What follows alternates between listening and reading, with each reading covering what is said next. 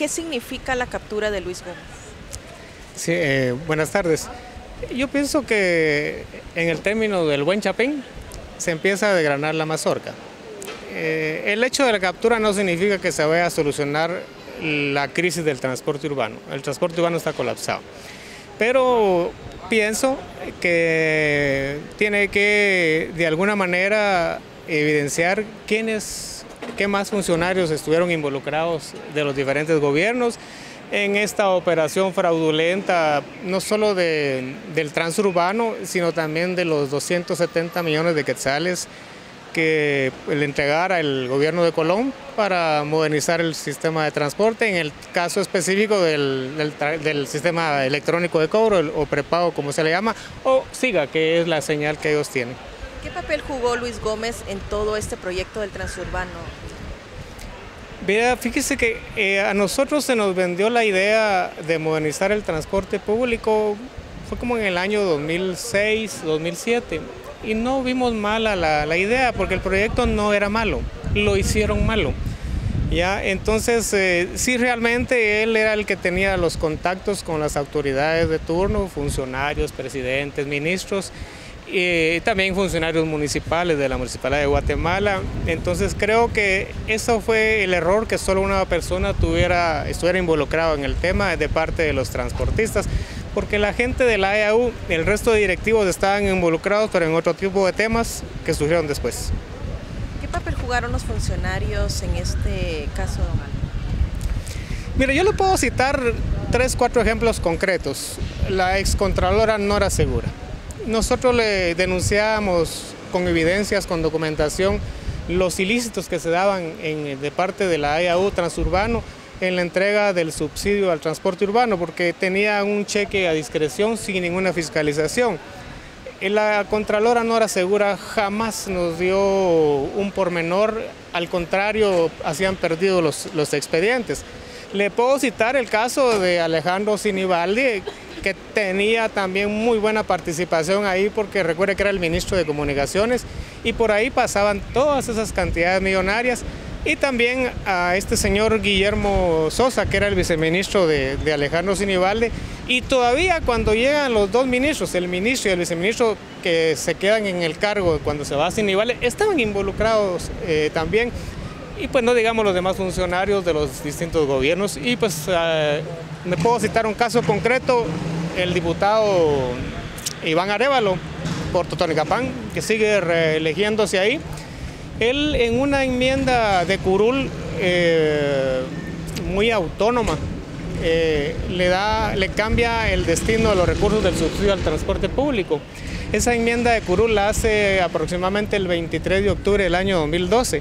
Y entonces ya en el presupuesto 2013 ya no salió subsidio al transporte urbano de la ciudad de Guatemala, sino que salió subsidio a la Asociación de Empresas de Autobuses Urbanos. Y de ahí se agarró este señor Luis Gómez para retener y quedarse con el subsidio al resto de los transportistas urbanos. Dice de que el proyecto del transurbano se escuchaba bien. ¿En qué momento fue que ustedes detectaron de que ya empezaban las anomalías? Miren, las anomalías empezaron desde 2008 y 2009. Recuérdese que las 4 sociedades anónimas del transurbano se constituyen el 18 de marzo del año 2009. Y el 1 de abril del año 2009 sale el acuerdo gubernativo 103-2009, que pues muy bondadosamente el gobierno de turno le facilitaba la entrega de 35 millones de dólares para un sistema prepago, pero para una totalidad de 3.150 buses. No vinieron los 3.150, solo 445. Desde ahí nace mal el proyecto. ¿Por qué razón? Porque ya en el mes de octubre, noviembre, diciembre, el entonces ministro de esa época le hacía entrega de los primeros 80 millones de quetzales a esta entidad. ¿Cómo ellos tenían la certeza de que ellos iban a ganar el proyecto o la licitación pública de la modernización del transporte público urbano? Si el proceso de licitación sale el 22-23 de diciembre del año 2009 y el evento se lleva en enero de 2010, entonces como que ya había algo ahí anómalo, ¿no? Del ministro que habla es de Juan Alberto Fuentes Knight, que era el ministro de Finanzas.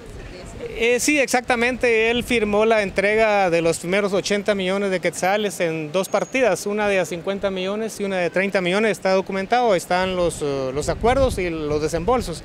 ¿Ya? Y luego en el 2011 se entregan otros 80, otros 70 y todavía para el 2012 quedan 80 millones de quetzales en el presupuesto de ingresos y egresos de la nación. Yo le digo, cometí un error porque esos todavía al 22 de agosto del 2012 todavía estaban ahí en el Ministerio de Comunicaciones, no los habían sacado. Y yo cometí el error de tratar de hablar con en esa entonces vicepresidenta Roxana Valdetti. No me atendió ella, sino que me atendió Rina Sanchinelli. Y le advertí que no sacaran esos recursos porque era por gusto. El proyecto no se llevó a cabo, no vinieron los buses. Y desafortunadamente el 31 de agosto de ese mismo año sacan los 80 millones. ¿Cree que hubo complicidad de funcionarios y transportistas para sacar provecho de este proyecto o cree que ya en el camino fue que se dieron cuenta que podían salir beneficiados? No, si usted ve el hecho de que ya habían 4 sociedades constituidas en el 18 de marzo del 2009, ve el hecho de que ya el 1 de abril estaban creando el acuerdo gubernativo para entregar 270 millones de quetzales y que ya a finales de octubre, noviembre, diciembre estaban entregando 80 millones, desde ahí uno pues piensa un poco mal de que esto no venía bien de un principio. Y hay que recordar que de las unidades del transurbano solo ingresaron a Guatemala 445.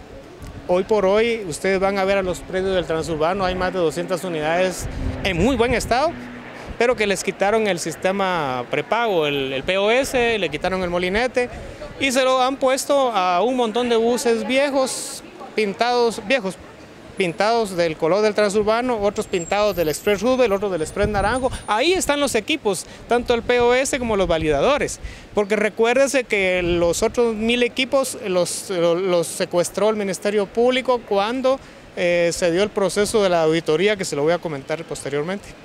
¿Cree que sigue siendo un negocio el transurbano, el proyecto transurbano?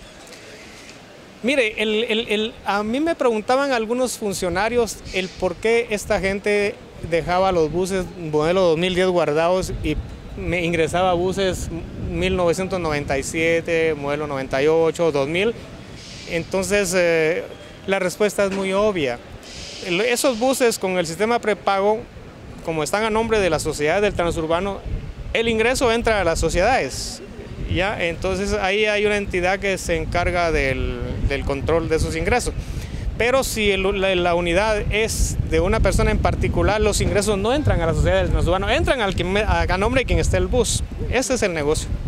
¿Cuál es la situación del sistema de transporte actualmente? El sistema de transporte está colapsado totalmente. No hay ninguna municipalidad, ni la central, ni las municipalidades vecinas que tengan planificado una modernización del sistema de transporte a través de un proceso limpio de licitación pública donde puedan participar empresarios locales, empresarios internacionales. Lo que usted ve hoy ahí circulando, y vuelvo a repetir, como Express Rubel, Express Naranjo y ahorita viene el Express Minerva y lo que trabajan de la zona 18 como transurbanos y de Santa Catarina Pinola para acá, eso no es ninguna modernización, son buses viejos y pues tienen una tarifa pues bastante liberada desde 2.50 hasta 5 quetzales.